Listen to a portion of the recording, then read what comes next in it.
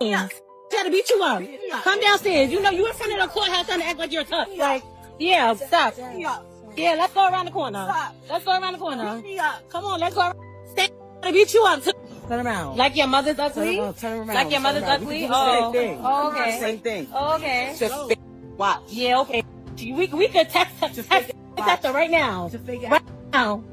Right now, ugly. Everything. Oh, you thought you was gonna see something ugly, bitch. You wasn't. But you wasn't. But you wasn't. But you wasn't. Same here. You see what's up? Same here. You see what's up? Oh, okay.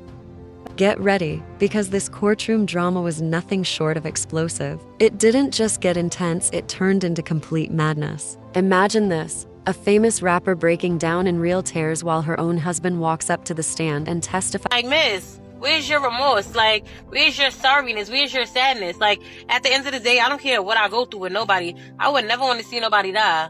I don't give a fuck about none of that. Like, bitch, nobody did nothing to you, you fucking gremlin. And you really acting like you mad about something.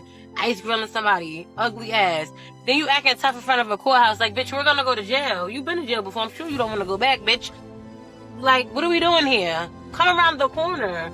You're really not fucking tough. Like, bitch is mad pussy. Like, against her. That's exactly what just happened. Remy Ma, who once proudly called herself the Bronx bombshell, found herself completely helpless, not pleading with the judge, but begging her husband, Papoose, for understanding. This is the same man who stayed loyal to her for years through her time in prison, through career ups and downs, and through public scandals. But all of that loyalty, it seemed to vanish the second he opened his mouth in court. And trust me, it didn't stop there. Things got ugly fast. There were loud arguments echoing through the hallway, people being physically dragged out by security, and Remy? She lost it completely. She collapsed on the floor, screaming, overwhelmed with rage and heartbreak. The entire courtroom turned into a circus, and everyone could feel the tension in the air. But the wildest part, watching it all unfold, like it was some kind of movie premiere, was Jasmine Dior. She sat there cool and calm, like she had no guilt, no shame, no empathy at all. Seriously, where was her emotion? Where was her sense of guilt or regret? It was like she enjoyed seeing Remy fall apart. No tears, no sadness, no remorse. Just silence and a smug look on her face while chaos exploded all around her. It really made people wonder, how can you watch someone completely break down and not feel a thing? No matter what kind of problems I might have with someone, I could never stand there and watch them suffer like that, not even an enemy. That level of coldness, it's scary. It was heartbreaking to see Remy begging someone she once loved so deeply, someone who stood beside her for years, now standing against her as if all their history meant nothing. And Jasmine? She acted like she was at some kind of show, not in a courtroom where someone's life and freedom were on the line. What's even sadder is thinking about everything Remy and Papoose went through together. All those years, all that loyalty, and now, she's all alone while the people she trusted most just sit back and let her crumble. The betrayal wasn't just in the words spoken on the stand. It was in the cold stares, the lack of emotion, and the total silence when Remy needed support the most. What happened in that courtroom wasn't just a legal battle. It was a heartbreak happening in real time. Hold on tight, because this story is deeper than anyone expected. This trial isn't just about a crime, it's about betrayal, secrets, and a storm that's been brewing for years. Everything exploded the moment it was revealed that Remy Ma's son is accused of killing a man named Darius Gilbo. But what shook everyone even more was finding out who the victim was: the father of Jasmine Dior, a young woman who's been calling for justice from the very beginning. She didn't just want answers, she wanted the truth. And now it looks like that truth might tear everything apart. It all started when Remy Ma walked into court thinking she was there to show support for her son. She stood tall, trying to be strong like she's always been. But instead of being the tough mother standing beside her family, she walked straight into a storm that was way bigger than she imagined. Everything turned upside down when the judge called Papoose to the stand. That's right, Papoose, the man who stood by her during her time in prison. The one who wrote poems for her, visited her, and told the world he'd never leave her side. And now, he was sitting with the people trying to lock her up.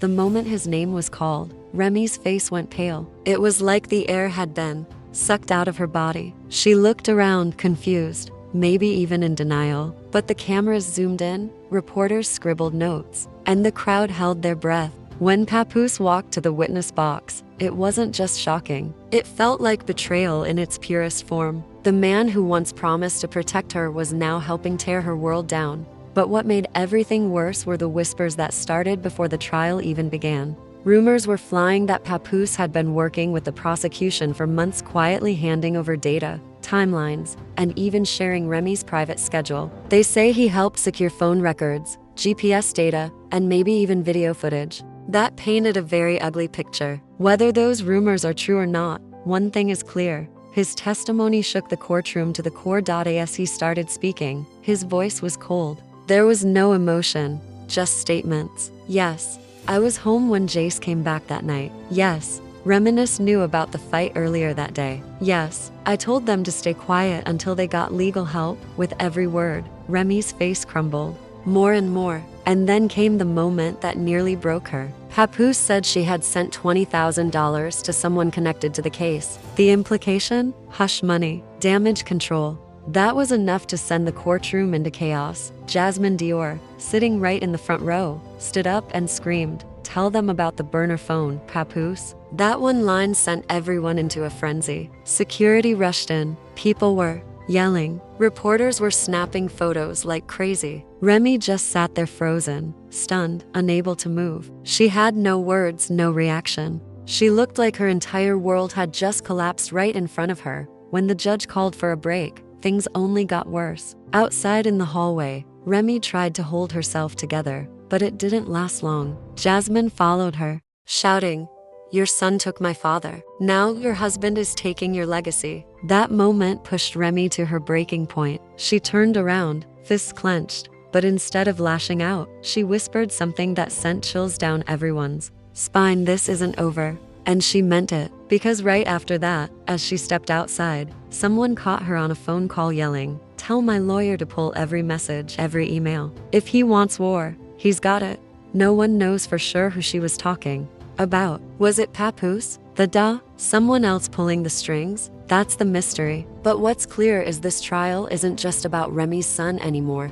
There are rumors swirling about deep connections, secret deals, and a much bigger plan to bring down more than just one person. As reporters scrambled, a black SUV with no license plates pulled up. Remy saw the man inside and immediately stopped talking. She turned pale, got in without saying a word, and disappeared for hours. Nobody knew where she went. No texts, no calls, no social media posts. Until later that night, when a recording leaked online, a conversation believed to have been captured inside that SUV. Remy's voice was heard saying, "He's not going to ruin me. Not after everything I covered up for him." That line opened the floodgates. Was she talking about Papoose, her son Jace, or someone else? The internet went wild with theories. And then came the next bombshell. Papoose reportedly found a zip file on Remy's laptop labeled "Perv Evidence J." Inside were messages, payments, and voice notes, one of which allegedly said, "Tell Jace to stay low." That same phrase started trending instantly, with fans split between calling her guilty or claiming she was being set up.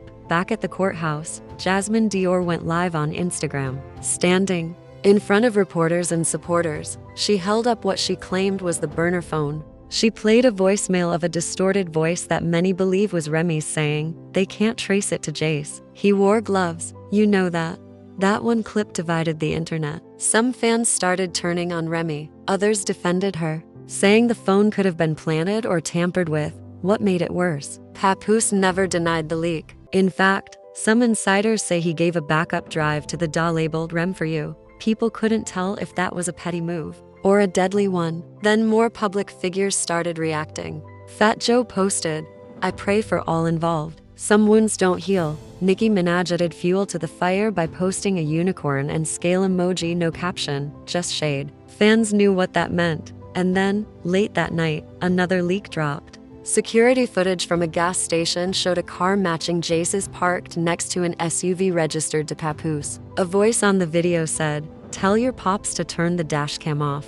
That was moments before the shooting happened. Now people were asking, did Papoose know what was going to happen? Was he trying to help or hide something? Meanwhile, Remy was preparing her own counterattack. According to a former PR rep, she's planning to sue not just Papoose, but the city too. Claims include tampered evidence, emotional manipulation, and entrapment. As that news spread, so did the fallout. Sponsorships dropped her. Her podcast Reboot disappeared from the network. Even her reality show Love and Remy got put on hold, but it didn't stop there. Just before the courthouse closed, a huge bouquet of flowers arrived for Jasmine Dior. The card read, "For your strength," but the handwriting? People say it looked a lot like Papoose's. And just when you thought it was done, another twist. Remy's lawyer handed a sealed envelope to the judge's clerk during the chaos. No one knows what was inside, but the words "for your eyes only" were written on the front in red ink. Whatever was in it caused the judge, the DA, and both legal teams to meet privately, delaying the trial another 48 hours. To make things even messier,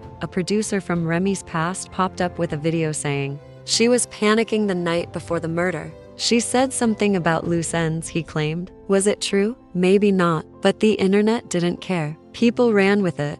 Outside the courthouse, protests began. People demanded justice for Darius, but Remy's fans pushed back with hashtags, like hashtag free Remy Ma. One side wanted accountability. The other believed she was being framed. And just like that, what started as a murder trial became something much bigger. It became a battle for truth, revenge, and survival. Nobody knows who's telling the whole story, but one thing's for sure, it's far from over.